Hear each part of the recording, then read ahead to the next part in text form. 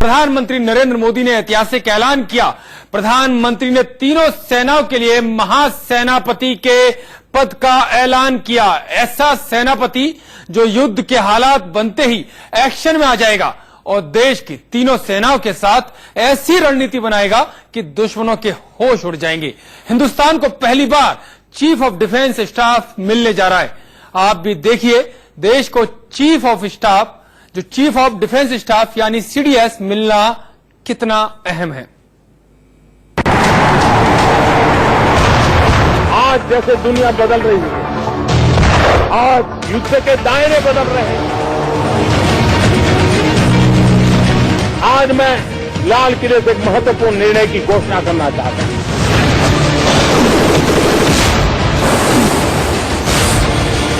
हमने निर्णय किया है कि अब हम chief of defence staff CDS इसकी व्यवस्था करेंगे। 15 अगस्त 2019 को इतिहास बन गया।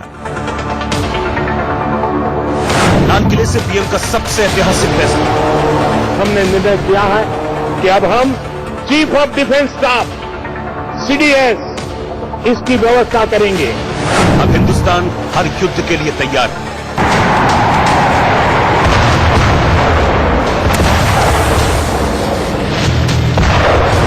भारत के दुश्मनों की आंखें खुली रह गई। प्रधानमंत्री मोदी का ऐलान दुनिया सुनती रह गई। जैसे दुनिया बदल रही है, आज युद्ध के दायरे बदल रहे हैं। पीएम मोदी ने वाजपेयी का सपना पूरा कर दिया। देश की सेनाओं को मिलेगा सबसे बड़ा सेनापति। लाल किले से तीनों सेनाओं के लिए सबसे बड़ा ऐलान। 15 अगस्त का मौका यूं तो जश्न आजादी का होता है, लेकिन इस बार 15 अगस्त 2019 की तारीख अपने आप में बहुत बड़ा इतिहास बन गई। प्रधानमंत्री मोदी ने देश की मौजूदा जरूरत के हिसाब से वो फैसला ले लिया जिस पर अब तक सिर्फ सियासत हो रही थी। प्रधानमंत्री ने लाल किले की प्राचीर से चीफ ऑफ डिफेंस स्टाफ का नया पद बनाने का ऐलान कर दिया। चीफ ऑफ डिफेंस स्टाफ का पद क्या होता है और देश को इससे क्या मिलेगा, ये जानना हर हिंदुस्तानी का अधिकार है।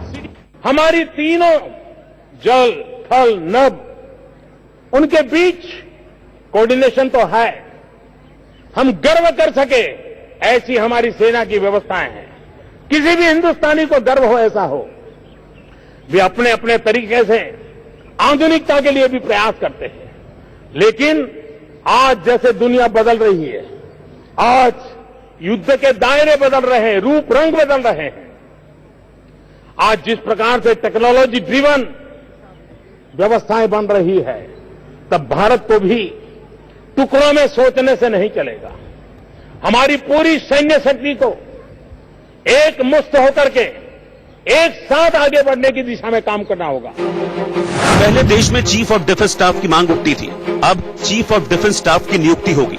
फिलहाल जल, थल और वायु सेना के अपने अपने चीफ हैं। अब सीडीएस ही देश की तीनों सेनाओं का मुखिया होगा। फिलहाल राष्ट्रपति तीनों सेनाओं के सुप्रीम कमांडर हैं। अब तीनों सेनाओं के मुखिया सीडीएस को रिपोर्ट करेंगे। अब तक युद्ध की स्थिति में तीनों सेनाओं में सामंजस्य बड़ी चुनौती थी। अब चीफ ऑफ डिफेंस स्टाफ सेनाओं की भूमिका पर फैसला लेंगे। तीनों सेनाओं का एक साथ बड़ा फैसला लेना मुमकिन नहीं था। अब चीफ ऑफ डिफेंस स्टाफ सेना पर अहम फैसला ले सकेंगे। अब आपको बताते हैं कि आखिर चीफ ऑफ डिफेंस स्टाफ की जरूरत क्यों पड़ी। चीफ ऑफ डिफेंस स्टाफ का सबसे बड़ा फायदा युद्ध के समय होगा। युद्ध के वक्त तीनों सेनाओं के बीच प्रभावी समन्वय बनाया जा सकेगा। इससे दुश्मनों का सक्षम तरीके से मुकाबला करने में मदद मिलेगी। 1962 में चीन के साथ हिंदुस्तान का युद्ध हुआ था। चीन के साथ युद्ध में भारतीय वायुसेना को कोई भूमिका नहीं दी गई, जबकि वायुसेना तिब्बत के पठार पर जमा चीनी सैनिकों को निशाना बना सकती थी। समन्वय की कमी की वजह से भारत युद्ध बुरी तरह से हार गया था। पाकिस्तान के साथ 1965 के युद्ध में भी सेनाओं में समन्वय नहीं था। पाक अंतर्राष्ट्रीय सीमा पर हमले की योजना से नेवी को अवगत नहीं कराया गया। चीफ ऑफ डिफेंस स्टाफ के रहते हुए ऐसी कोई खामी नहीं रहेगी। सीडीएस के नेतृत्व में तीनों सेनाएं प्रभावी ढंग से दुश्मन से निपट सकेंगी। सीडीएस की मुख्य भूमिका तीनों सेनाओं के बीच तालमेल बिठाना है। चीन और पाकिस्तान से निपटने में सीडीएस की भूमिका बहुत अहम होगी। जल, थल, नभ में से एक आगे रहे, दूसरा 2 कदम पीछे रहे, तीसरा 3 कदम पीछे रहे तो नहीं चल सकता। तीनों एक साथ एक ही ऊंचाई पर आगे बढ़े, कोऑर्डिनेशन अच्छा हो, सामान्य मानवीय की आशा आकांक्षाओं के अनुकूल हो, विश्व में बदलते हुए युद्ध के और सुरक्षा के माहौल के अनुरूप हो, इन बातों को ध्यान के रखते हुए आज मैं लाल किले से एक महत्वपूर्ण निर्णय की घोषणा करना चाहता हूं। इस विषय के जो जानकार हैं वो बहुत लंबे अरसे से इसकी मांग करते रहे हैं।